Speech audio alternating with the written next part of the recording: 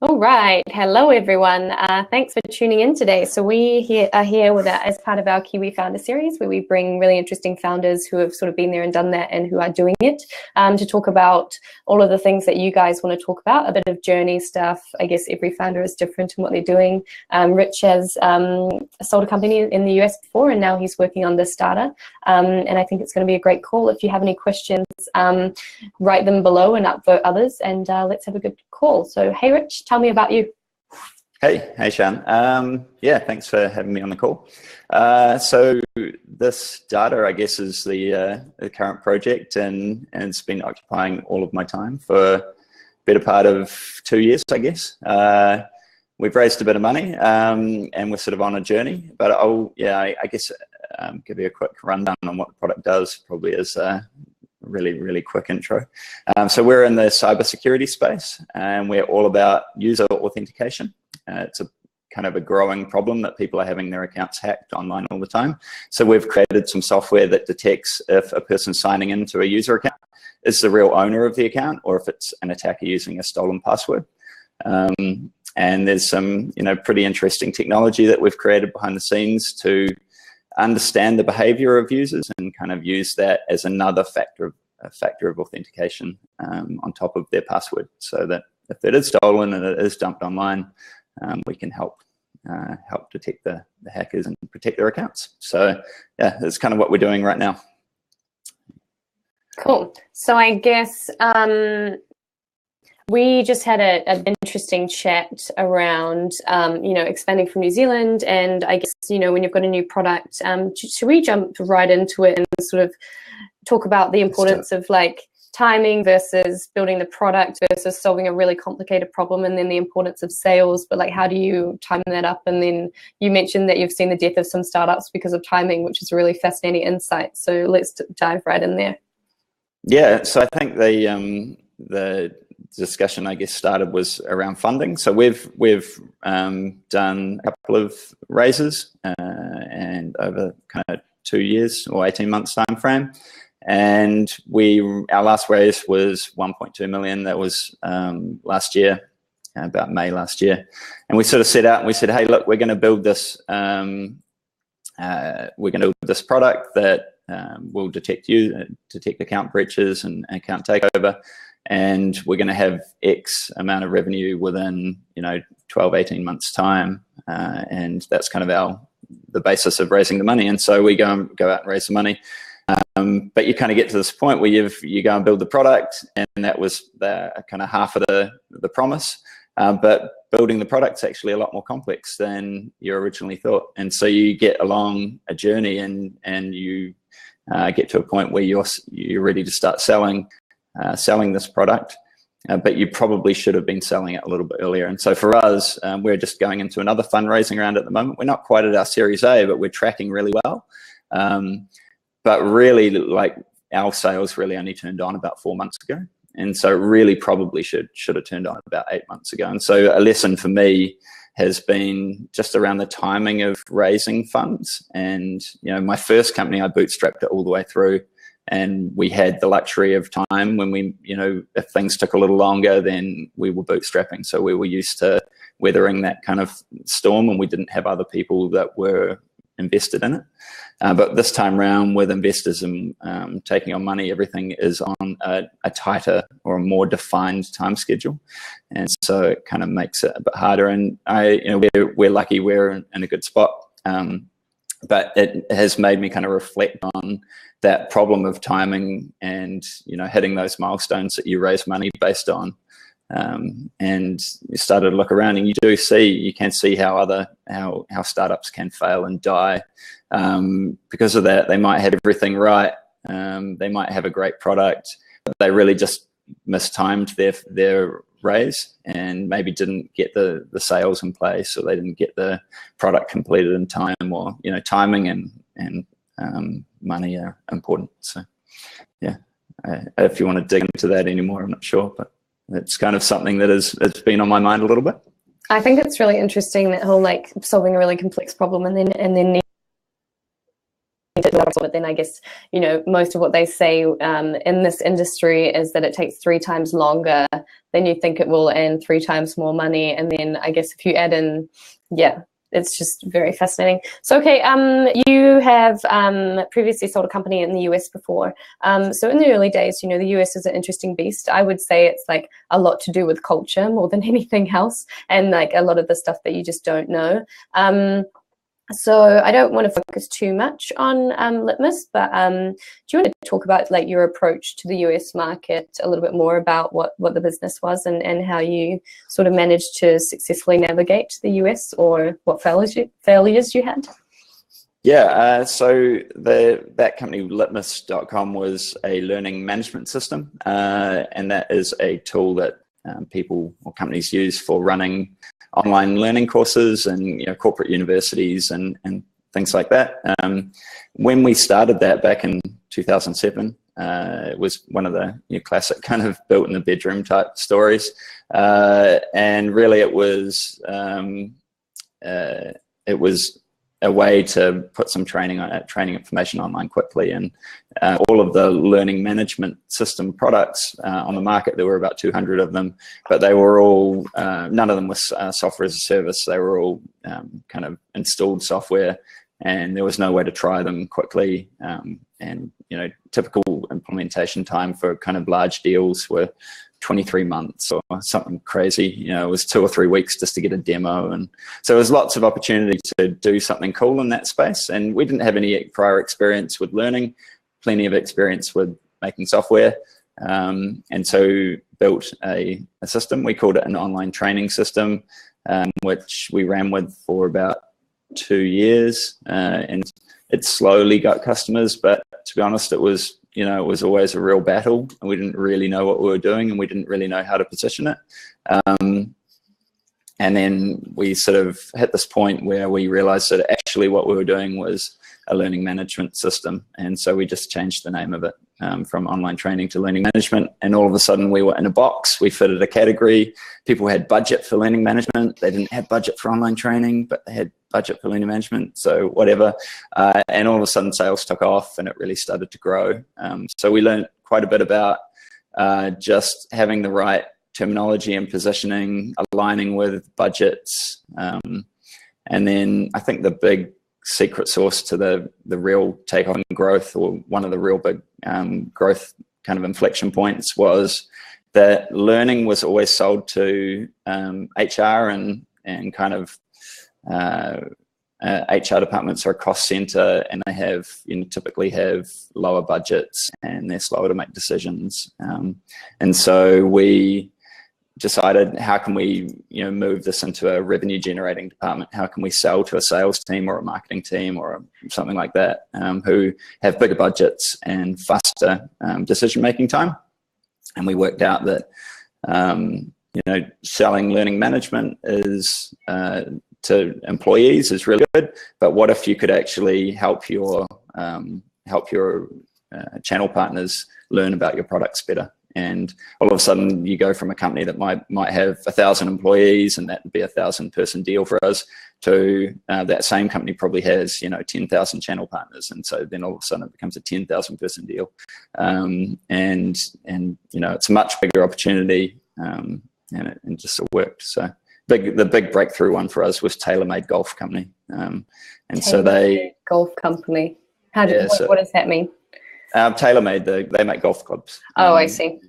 So they spend millions of dollars a year on R&D, and they make great golf clubs. But at the end of the day, if it comes down to the shopper and the person in the shop, and the person working in the shop doesn't know the difference between TaylorMade or the Ping golf club or the Titleist golf club, then they could lose out on a sale just because of a lack of knowledge. And so they implemented a system where they would use Litmus to train their train all the shop kind of keepers, or, you know, just their channel partners, on how to use the clubs and the difference between the clubs before they could actually place an order. And so that was kind of a story that we took and then just ran with and just multiplied it all over town, and it just went everywhere. So we were. So I have a question, because I learned the importance of this with page proof this year, and I thought it was such a, it's not simple, but it's just a simple concept. So the concept of vernacular and how important it is and how staggeringly different we speak as English speakers. So how did you discover that you were using the wrong terminology, and was it a defiance to not be in a box, or was it more that you just didn't know what you didn't know, and then how do you discover what you need to know? I think, yeah, two slightly different things there. I think one, the learning management system, online training system thing, that's just universal terminology. There's no US particular component to that. So I think that's slightly different use case. I mean, there's whole marketing channels around learning management. So that was just a way to get noticed. But I know what you're saying around the how we speak and how we communicate our products and our proposition to the US market. And I think for me, it's something I've always been really fascinated in, and I've just learned from traveling a lot and paying a lot of attention to the way that people communicate. And, rather than, hassling the concept of going to Starbucks and ordering and customizing your coffee down to, what temperature you want it, like actually appreciating that that's a thing, and that, and you should probably try and understand it. And so we've used lots of those kind of analogies and tried to translate them into how to sell software over time. And yeah, I guess it's just something that you can study and pick up on, but I don't know if you can really be taught it or learned it. And there's certain terms that I know Page Proof talk about, the San Francisco type thing. And I know for us, like it's Christmas time in New Zealand, hey, Merry Christmas, everyone, but nobody says that in the US. It's always Happy Holidays. There are a lot of different, religions and minorities and things that you don't maybe think about. And so things like that. Nobody takes a holiday, but we do that in New Zealand. It's a vacation. Holiday is an actual day, like a Christmas day or whatever is a holiday, but it's not a trip to Hawaii, that's a vacation. So yeah, all sorts of things like that. Nobody queues, everybody lines up. It's too much and go on all day. So kind of that brings me to my question. You're probably one of the founders that I know spends the most time in market, like frequently. And so I guess how much time do you spend in the US, and why do you spend so much time here? I guess it is to learn. There is an element of learning, but it's like to be around customers, or like how did you decide that the ROI on being here is worth it to the business? There's really, it's really good to do really focused, kind of laser pinpointed objective trips. And I think that every trip should have some definite objectives, but I always like to just add some extra days to keep my network alive as well. It's really important. It took us years to fight to move up to the US, and we lived in San Francisco for a while, and that was great. And then really saw how much faster things can move and how much we can have a better impact by being in market. And so when we decided to move back to New Zealand, one of the big things was keeping that network alive and keeping those relationships alive. So for me, part of it is really just, every time I go back, touching base again with different people, whether it's just meeting up for coffee or a beer or whatever I can do to stay in touch. And something always good comes, or not always, but most of the time something good comes out of it. Every time you meet up with someone again, there's maybe a new contact, or you meet a friend of a friend or something like that, and it sort of just keeps growing. And so I think that's really important. As well as whatever your business objectives were for your trips. So. And then I guess another question would be, so you mentioned that when you realized that the HR department didn't actually have that much budget, and sort of we're noticing a trend where like the new version of marketing and the actual budgets that CMOs or CIOs or CROs have to spend on products that make their lives easier. So I was reading a study the other day that's all about the future of marketing, that the CMO will have one of the biggest budgets in the organization because now they're combining digital and customer experience and all of those things. So how did you identify like who had the budget for what you wanted to spend, and then where do you think that trend is going for the next few years? Yeah, how did I identify that budget with Litmus? Are you kind of yeah, and then I guess we can roll that into ThisData as well. Yeah, so with Litmus, it was really a bit of a stroke of luck in a sense. You know, we TaylorMade sort of came to us with this idea around the way that they told us the problem. So it was almost like they presented the whole case study up front, and we happened to have a really nice product that enabled them to achieve it. And they put it together all together in a very short amount of time. And we followed up months later, 6 months later or so, and the project had worked really, really well. And at that time, we started off just by using their logo because it was the first big logo that we landed. But that kind of opened our eyes to this other budget that was available, and that the channel team and the marketing team were really looking for ways to ensure that their kind of R&D spend was put to returned on, and so yeah. We really stumbled across that, I think, and then we really just doubled down on it. And we didn't really tell anyone else in the market that that's what we were doing. We would still turn up to all the learning and events at, in the HR kind of space, but really we were making all of our money in this other zone that we weren't really talking about. And so that was an interesting one. With with ThisData, that's something I've spent a lot of time thinking about, is how on earth do we get security out of a cost center, and how, two questions really.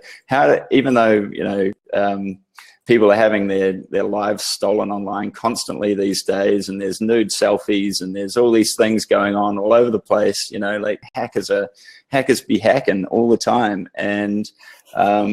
And we're not really caring about it still. And so one is like, how do we get people to care? But the other one is, how do we get it out of a cost center, and how do we actually find ways to move the discussion into revenue generating departments, rather than just selling on fear, uncertainty, and doubt, which is the way security is always sold. So rather than looking for positive benefits, and I don't have the answers for that yet. And if I do work it out, I'm probably not going to share it online just right now. I want to capitalize on it first. Yeah, I think that those, to your question around those budgets, I don't know for sure if they're growing, but I assume they probably are. You've got to spend money to make money, and that seems to be something that people have always said, and it's held true for a long time. So I can't see why that wouldn't continue to be true. Yeah. It's very interesting. Okay, so where do we want to go now? Maybe question. I don't want to get too into like the nitty-gritty of this problem. I guess I could. Gets complex. It does get complex. We'll lose. Yeah. I can try and keep it simple, but So I guess maybe let's go into the whole. So you've got a problem at the moment where you're like, okay, so we're actually solving a great problem. We have a great product, but now we're not big enough for people to actually take us seriously. So I guess how do you have those discussions, and like why does it matter to the customer? And then how are you sort of solving that for yourself, given that you're a startup with an inflection point at the moment, right? Yeah, so that's a good little conversation to have, I guess, and something that we talked about earlier. One of the big challenges that keeps me up at night at the moment is credibility as a startup. And we started out thinking that we would build this product and focus more on kind of small to medium-sized companies and helping them secure their software. As it turns out, companies of that size, while they care about security, they don't really care enough about security, or they haven't been bitten before, so they don't really know, they haven't felt the pain. And so we're starting to head further up the food chain, mid to large size companies, and there's a lot more pain there, and there's a lot more understanding of the value that our product offers. With that comes a problem that we're a startup and we're trying to sell to bigger companies. And so, you know, we've been fortunate enough to get a bunch of deals away, but we still hit, you know, the odd deal where at the moment where there's questions around, you know, you're a startup, will you be around in 12 months time kind of thing. And so how do you tackle that problem and give a customer confidence that you are kind of viable, you are financially viable, you are onto a good thing. And you know, my immediate answer is, hey, bank, if you sign up for this data, we'll definitely be around in 12 months time, don't worry about it. You know, so there's kind of that, but that doesn't really work. So really you have to fall back on, I think at the moment, case studies, using logos and reference sites is really, really important to building trust. Nobody wants to go first. And so the more we can help give people confidence by proving or, you know, offering reference calls with customers and things like that. I think that gets the deals across the line. So. How drastically different is it once you've raised like Series A or when you're at a significant stage where people sort of can equate and be like, okay, you've just raised, you're going to be around for at least a year or something. Have you, because you've obviously now been in this situation maybe kind of twice, or your growth has been there. Does it get much easier once you sort of reach a point where you're like, okay, we're going to be around for like a year or 2 years, and then it changes the conversation? Yeah, I think that they're all just confidence boosters. You know, every one of those little things ticks, you know, another little bit of the confidence scale, and so, you know, really like the raising money is, you know, sure, you've got money in the bank to keep the lights on, but really you don't raise a Series A unless you're at a certain amount of revenue and you have a certain amount of you know, kind of growth. You're on a trajectory that is looking good. And so I think just by nature of raising the money, it's not so much about the fact that you've raised the money, but the fact that you're on that trajectory, that it inspires confidence. So I think that probably is part of it as well. Yeah, I mean, money alone isn't going to do it. But, you know, with Litmus, we noticed once we were acquired and we had the backing of a public company, all sorts of deals came out of the woodwork that we never would have gotten otherwise. But because we were able to, we kind of had this stability, I guess. It kind of changed the game. So, awesome. Yeah. So we have a few questions about investment, which we've done a few times. So the first question that I want to sort of touch on, which you kind of already have, is the difference in raising and bootstrapping, and I guess the pluses and minuses of both. I think for you. Yeah. So bootstrapping is the hard, slow road where you you use your savings account to keep the dream alive until such time that you get some customers, and you try and keep things as lean as possible. It's actually a really fun journey, and when you look back on it, you know, at the time it can feel really hard, but when you look back on it, often some of the best times are when, you know, you're like neck deep in mud kind of thing. So I think that's a really fun way to build a business, but definitely a slower approach. Raising money, I guess, is a lot faster. You get to move faster, but when you're, you know, moving at a lot faster speed, then you know, any kind of changes in direction can have faster consequences, and you also have, you know, targets and deadlines, other things like that you have to be hitting. Otherwise, the money just runs out and you kind of go off a cliff and die. And it's pretty much the way it happens. I had somebody explain it to me recently. There was a company that's failed recently, and they said, you know, the company was just going full steam. Like nobody in the company knew it was going full steam ahead, and literally went straight off the end of the cliff. And nobody really, you know, right up until the day that it shut down, nobody really knew. And thought, well, actually, you really don't have any choice. You kind of, once you're in that situation, you're raising money, you really just have to keep going for it. So yeah, it's interesting. I think personally, so with this one, I've raised money right from day one. Literally built a prototype for a product, put together a few sketches on the back of a napkin and called a few people and said, hey, are you in? And it kind of, it went from there. And then, with Litmus, obviously, it took probably 2 years worth of bootstrapping before we really even started getting any reasonable revenue. And then it took another 5 took 5 years in total before we were acquired.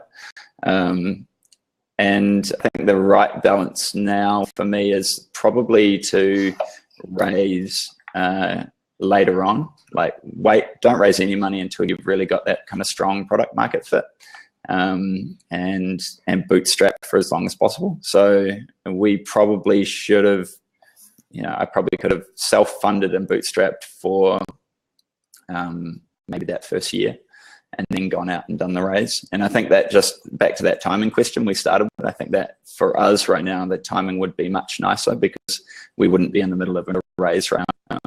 We would sort of be, in a really, so yeah, I mean, there's always hindsight. And we'll get it right eventually, but you kind of always reflect on the way that you could do things differently. So. This is a really good segue into, from your experience, what is the best way to approach investors? And I do have to giggle because you wrote some sketches on a napkin and then went to your friends and asked them if they're in, which for most people isn't how it's done in New Zealand anyways. So what has been your approach to investors? And I guess what is the difference between having networks and being a different founder, and then also, I guess, doing it for the first time? Because they're obviously very different. Yeah, for me, I had never raised money before. So, sort of built and sold a company, and that was great, but I'd never actually raised money. And so the first person that I wanted to get involved, it was sort of ask for advice and you'll get money, ask for money and you'll get advice kind of situation. But there wasn't really too much,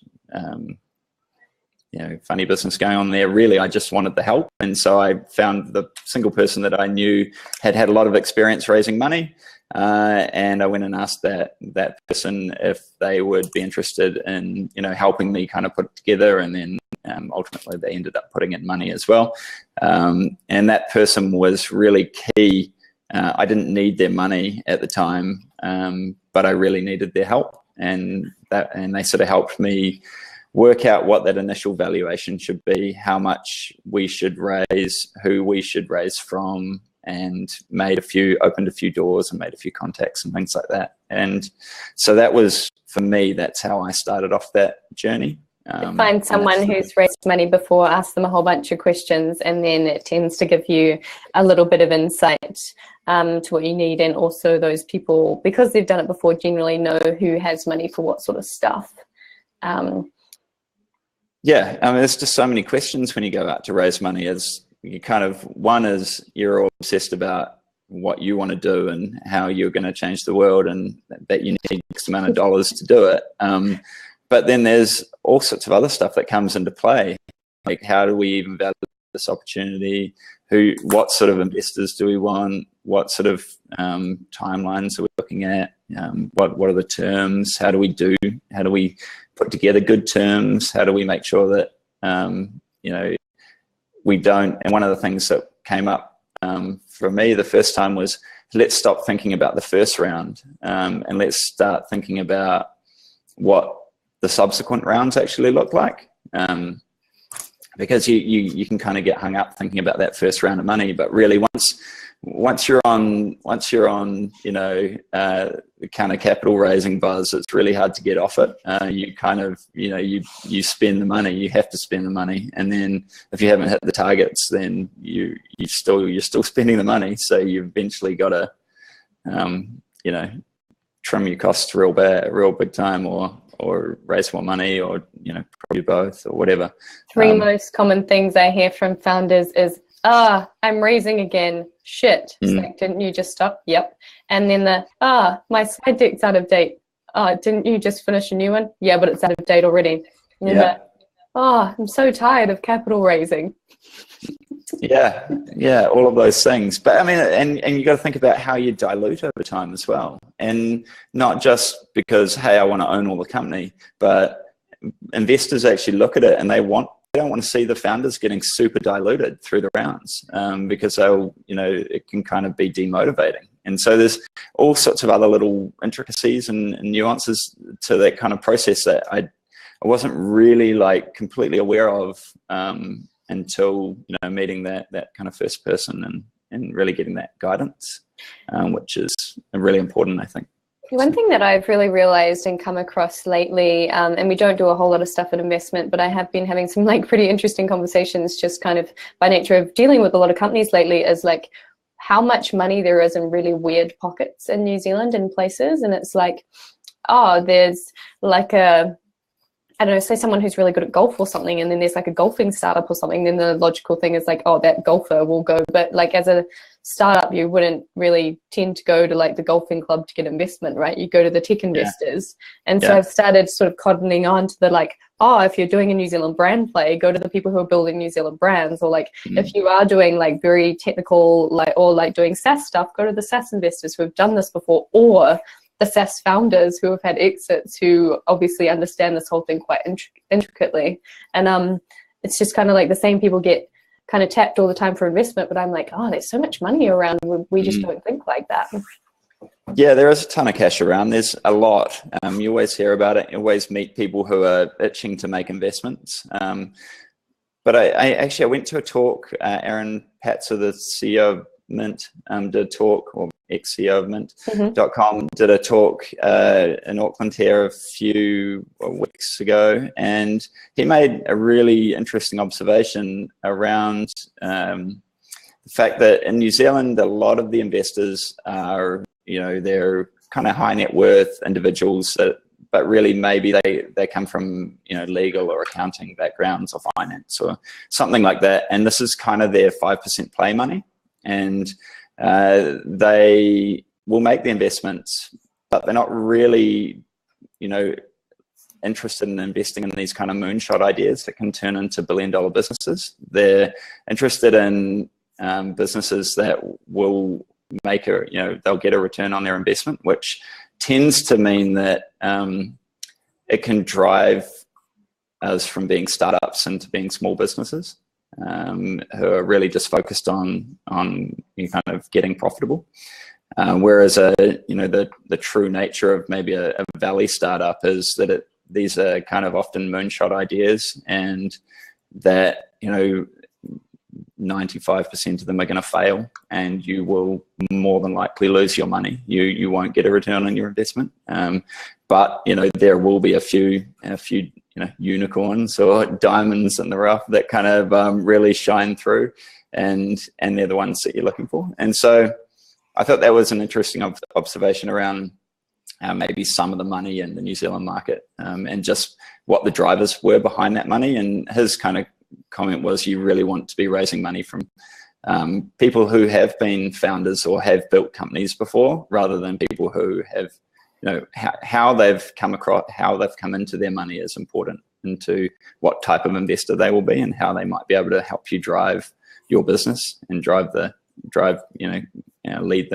board or be a part of the company. So another question on this note is what's been the most useful type of investor for you, and how have they had an impact? Is it like through connections or knowledge or like access or stuff you didn't know that you needed to know?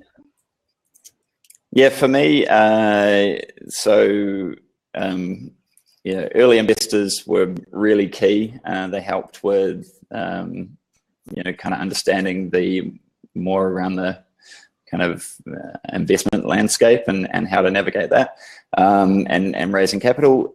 Then more recently, we've added a couple of really small investors. They're kind of our smallest investors, but they have really high impact and really, really helpful for network and introductions. And and it's kind of interesting because they're, yeah, literally our smallest investors, but probably the most useful in terms of making progress in the US. And these people are actually all based in San Francisco. There's a couple or three of them, and they've all helped with introductions or guidance or various different things that I wanted to achieve. And so it was sort of like, they said, hey, can we put a little bit of money in? And it's like, yeah, well, we didn't really need the money at the time, but we'll let you in.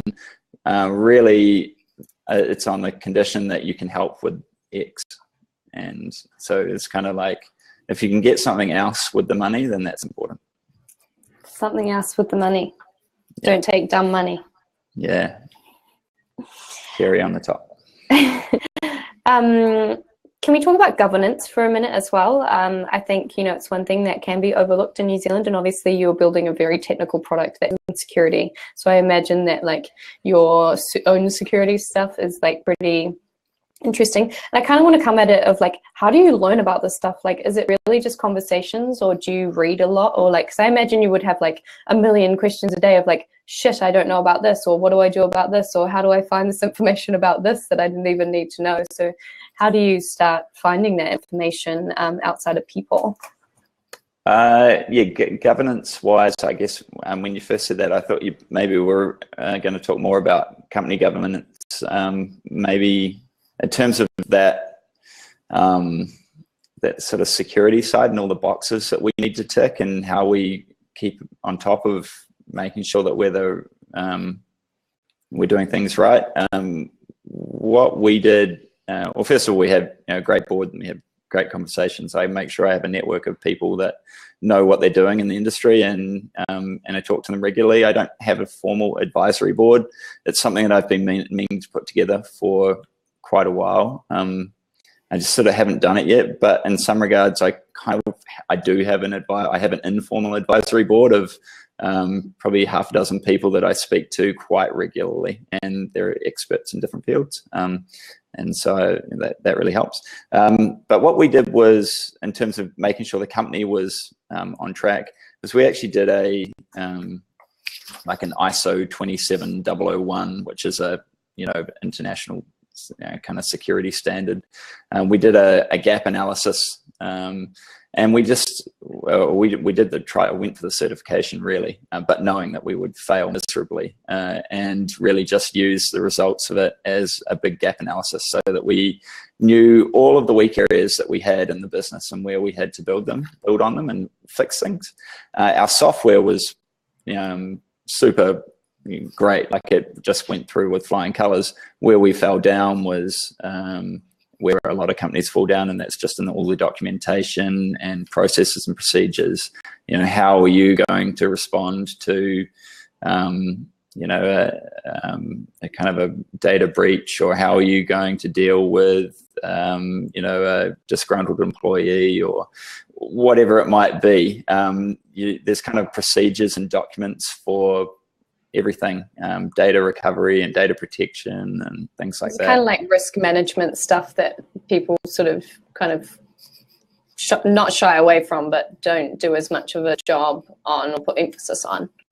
Yeah, well, it's just a lot of it's just documentation that people just don't really want to have to put the time into, and you think that it needs to be, we certainly did think that it needs to be these really big, long, formal documents.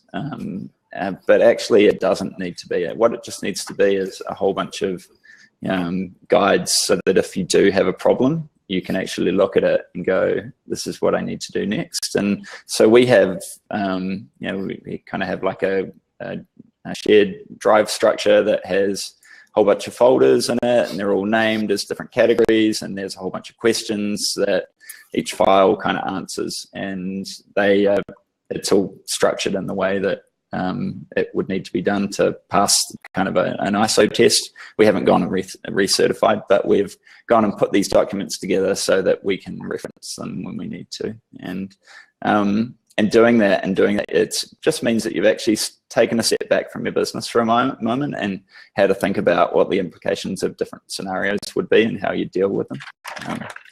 So I think it's a good exercise to go through. It's a little bit possibly a little tedious, but yeah, it's actually really good. So it's worth doing, and then reviewing every now and again. Wow, so many investment questions. Building a list of prospective investors, is that just finding all of the ones that you can possibly find, put them in a list, and then see who they're invested in and then align with that? Yeah, every one of our investors was pretty much handpicked. Like we were like, we really want this person for that. We really want this person for that. And so I've been a little bit lucky that I've been able to a certain extent, get the people I really want. I think as it gets on, that changes a little bit. I'd like to still think that we can be a bit picky.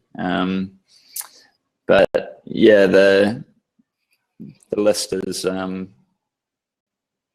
they've kind of asked, how did you find them? And I assume that was a lot from your sort of early networks and people that you sort of went out to, right? It was all word of mouth. Yeah, mostly. So kind of that early list was certainly just who's done this before, and the starting person was a fairly obvious choice for me, and so that was I sort of didn't know this person very well, but I just made contact with them, and you know, followed it from there. The other people in the list were yeah, based on who they knew or what profile they might have, things like that, how they could help, maybe technical expertise or various different things. With our investors moving now, we're looking at, you know, putting our Series A together, and we're starting to line that up. Actually, that becomes slightly more complex. You look to say, you know, who's investing in cybersecurity might be a good point. And then you go, right, these are all the companies that are investing in cybersecurity. There's a lot of them. Who is invested in one of our competitors? Because pretty much that strikes them off that list almost straight away. And, you know, you can kind of whittle down the possible list just by looking at who makes investments in your space, and do they have any investments in this area already, or in this space, or with one of my competitors, or, you know, are they likely to invest in multiple different companies in the same space? Probably not. So, you know, we can start striking them off, and we've kind of used that approach to building our current list. So process of elimination. Yeah, well, it gets easier, I think, to build that list once you at that level, because a lot of the VC firms, you can find out who they've invested in, and you know who your competitors are. So it's easier, but at that kind of first seed angel level, I think you just got to hunt around and maybe look for people you know through someone. Or that's where I went. I don't know if this is the wrong question to ask. It might be the one where you're like, no, I can't answer that. Would you prefer doing like friends and family rounds, or like specific individuals with money over like angel groups and stuff? That's okay. I don't know if you can answer that question. Yeah, friends and family. So for me, one thing I will say, and I don't know if people normally talk about this, but you know, after bootstrapping a business and growing it and having my time on my hands, to, you know, the weight was only ever on my shoulders for kind of self-performance so much. And, you know, one thing I noticed is when I took money, I instantly felt like a lot of weight on my shoulders to return for my investors, and that's something that took me a little bit of time to get used to. It almost gives you a bit of brain fog, because you can think, shit, I've got to get a return for these guys. I've got to do this. I've got to do this, and that can be quite hard on you to wear that weight. And it's something that I always have in my mind. I always want to do well and return on my return on their investment. But I can't continuously get hung up about that. I have to move forward. And so with that, in regard to friends and family, I think that gets even harder. You know, if you're taking money from friends and family, personally, I'd find it very hard to not return on their, like I'd just be worried about losing their money, you know? And so I think unless they really could afford it, I really wouldn't take their money. I'd probably look for someone else. I think I haven't taken money from, and I've had multiple friends who have offered, and I've just simply said no for that reason. I think it's kind of, I have heard founders talk before of like the weight they feel when they're holding up a team and their team has like kids and a family, and they're like, I am responsible for your family's like well-being for like the next 2 years or something, because I am your like source of income or whatever. Yeah. Well, hopefully you've done the numbers right. You can pay the bills and things like that. And, things are going well. Or you might just die, right? I mean, it happened to... So Brett's asked, any tips for beating the New Zealand curse of very high valuation, very, very low valuations and much higher dilution than US equivalents? I don't know. I think maybe go back to the investors and talk about that subsequent round thing. So say, look, this isn't really just about one round. This is about subsequent rounds. And if we can assume that this early investment that you're giving us to build this business, if we hit our targets, then that probably means we're going to do another round. And hopefully that's an A round, and quite possibly that would come from overseas. Now, how are overseas investors going to feel about a heavily diluted founder team? Are they going to like that or not? Will that limit our ability to put that next round together? And so that might be one angle to go to investors and sort of say, we need to think about this strategically. I know you want to have a really big slice of the pie, but you might actually be shooting yourself in the foot. So maybe let's not do that. Could be something that I guess I might try and throw out there. You seem to be getting all of the investment questions. As you know, with these conversations, we never quite know where they're going to go. On that note of the follow-on US investment discussion, I guess having a limit on how many investors you have, is that a consideration? I know that people have these like crazy party rounds, or like there's obviously equity crowdfunding and all of those things. So what's your view on that? Yeah, I think less is better. We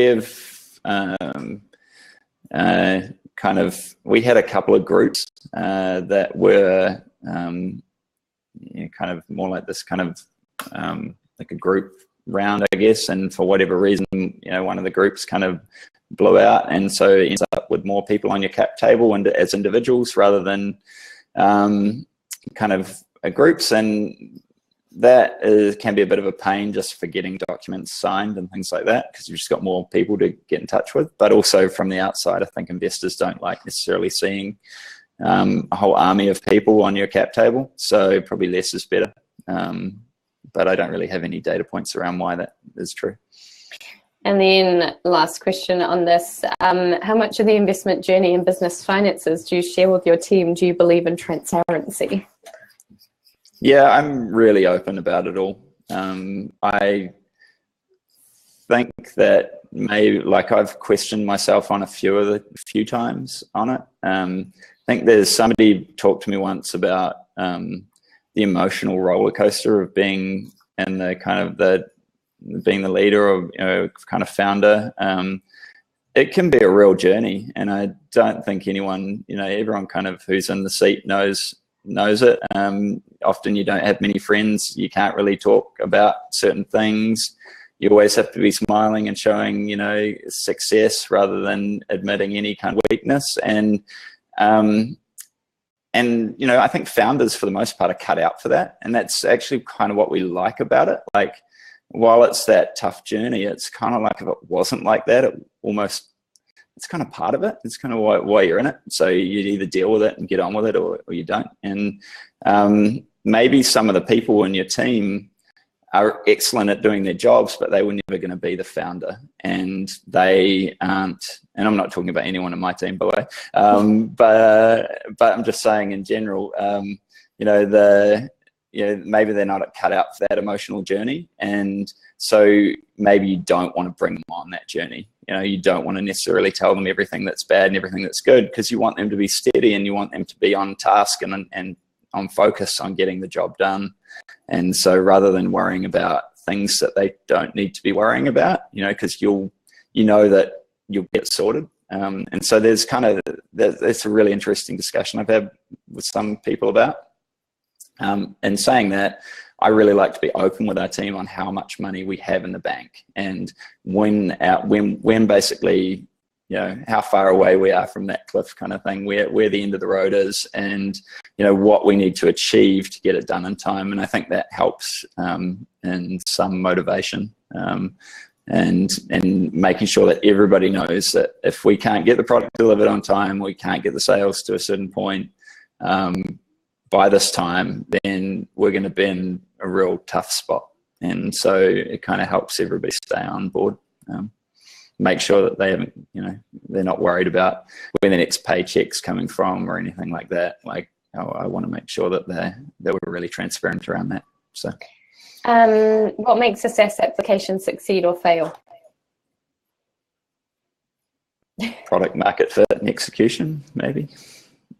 Awesome. Yeah. Sales more than anything, probably. Yeah. What is the importance of sales? Huge. So, I'm more of a product person, always have been. I'll fight that a good product will sell itself. And, you know, I went and joined Calidus, who acquired Litmus, and they, part of the reason we joined them was because we knew that we had a weakness in selling, and they were a really strong sales organization. And the CEO of Calidus and I used to often have conversations or / disagreements around, you know, a good salesman can sell anything versus a good product will sell itself kind of conversations. And I think the truth is that a good product with salespeople is the perfect combo.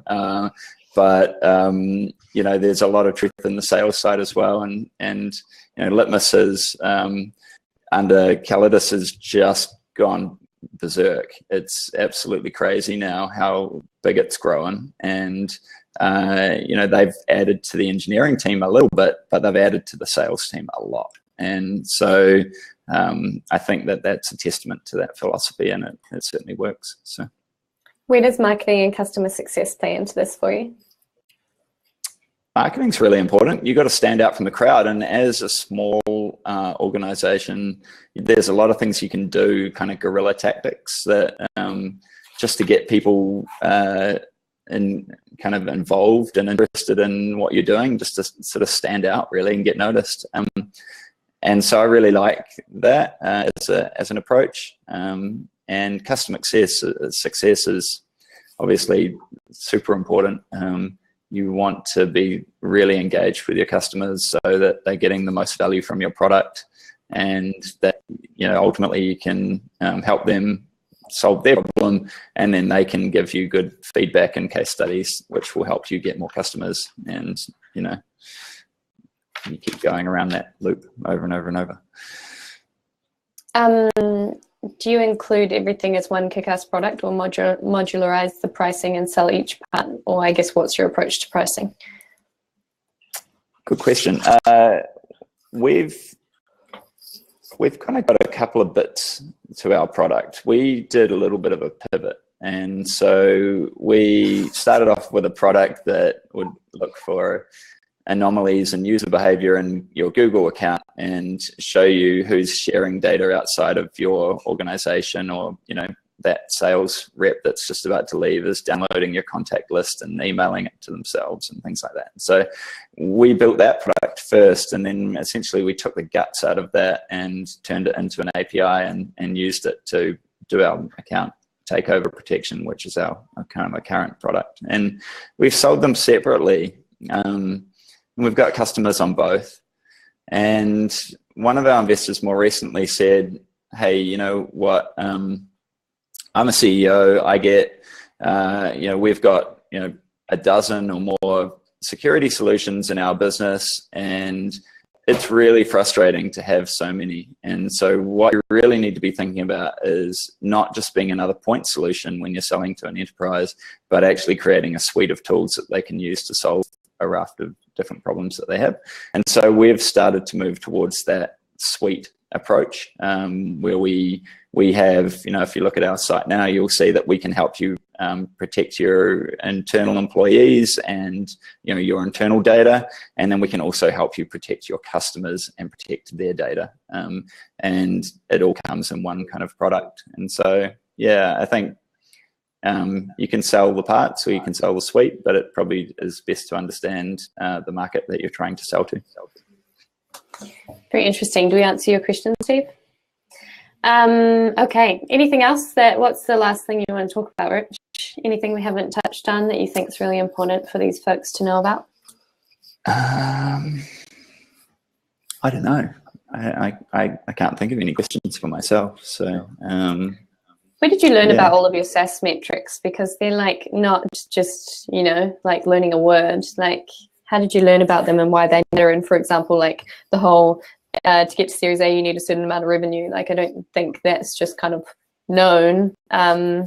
Where did you, like, what are some of the stuff that you read to keep on top of all of this information and knowledge? I guess your time in San Francisco was probably taken a little bit for granted in terms of like the digestion of knowledge and that process that you go to actually learn how to funnel all of the information flying at you. Yeah, we so when Litmus was running, we had no concept of, I don't even think there was much information online about SAS Matrix. This is in 2007 and 8, 9, 10. And so we really focused on how much money have we got coming in the door each day or month, and does that cover costs, and are we growing? We used to have like one of those year planners on the wall, and we used to get we used to color in the square green when we got a customer, and we used to, I'm serious with that, and so what we used to do is we used to say, wouldn't it be cool if we had a payment coming in every single day, and subscription revenue? And so we're like, well, in order to do that, we need to get a customer every day. And so our goal was to fill up every month with green squares, and we just focused on real simple metrics like that. We didn't know really, how to measure our cost to serve or our, cost of acquisition or anything like that. We just focused on the green squares, getting more customers and a new customer every day. And we kept on putting our prices up. We had a few little things around that we used to track, but that was about that. More recently, I've got really into metrics, and I think it was around about the time that Litmus was acquired, I learned about the concept of monthly recurring revenue. So it was 2011, so it was a bit, I guess, late in that piece. But I hadn't really heard about, basically our company was getting valued for acquisition, and they were talking about, what's your monthly recurring revenue, or what's the ACV, the annual contract value of this deal. And I'd never really thought about it like that. And so, I was like, well, we get $300 a month from this customer, so that's a $300 customer. And it's like, no, it's not actually. That's a $3,600 customer, because you should look at the annualized revenue and blah, blah, blah, blah, blah. And so that was a real eye-opener. And I spend a bit of time now looking at, obviously Jason Lemkin's stuff. He kind of is good at pulling together a lot of the different sources. Christoph Jans from Point 9, he writes some really great stuff as well. I think if you follow the Chart Mogul, we use Chart Mogul, which is really cool at just dashboarding that information. So I think those are the sort of things that most people probably do the same thing. So I saw somebody just mentioned SASTA. Yeah, I've been to SASTA twice now and learned a ton there. Met lots of great people. So yeah. Very SAS nerds. If you're a SAS nerd, that's where you need to be. How many people now at ThisData, and how many outside New Zealand? I'm assuming you mean staff. Yeah, we're small. We're just 4 engineers, and we don't have a sales team yet. So we're making sales, but it's me who's making the sales. And my friends in sales all laugh when I say that, because they all say, "What are you doing selling? You're no good at selling." Like, all right, you're true. We've finished making a really great product, and we have got some organic sales that we haven't worked too hard on, but we're about to embark on our US kind of expansion. And so we'll be adding people in the US we're raising a bit of money at the moment to fund that growth and to kind of start a presence. First person's going to be in Bay Area, and hopefully by all going to plan, by the end of next year there'll be probably 4 salespeople on ground in the US, and we'll build out the team on that. So we'll probably try and keep our engineering down here in New Zealand and build the sales team out. So I know there's going to be some challenges ahead with communication and all sorts of other things like that, and that's going to be a fun year. And then I guess David's just asking you 2 more questions. How do you balance sales with engineering the business? And then how do you hand on to engineers? Do they have equity? Yes, they have equity. Everyone in our company has equity, and we have an employee share plan.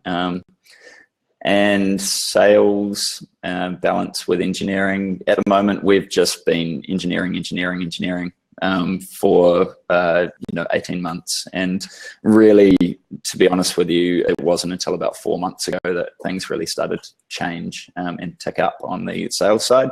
We really started putting a lot more effort into marketing and understanding our, refining our kind of our message and making sure that it was getting to the right people, and focusing really hard on getting deals done. We were really focused on just making sure we built a quality product first. So it proved to be harder than we initially thought it was going to be. So what happens when you solve a hard problem? Lynn, yes, they are based in Auckland. Cool. Okay, I'm going to wrap it up because you're busy and you need to get back to making sales. That's right. So thanks so much for joining us today, Rich. I think this is really valuable. I've taken 4 pages of notes, which is awesome.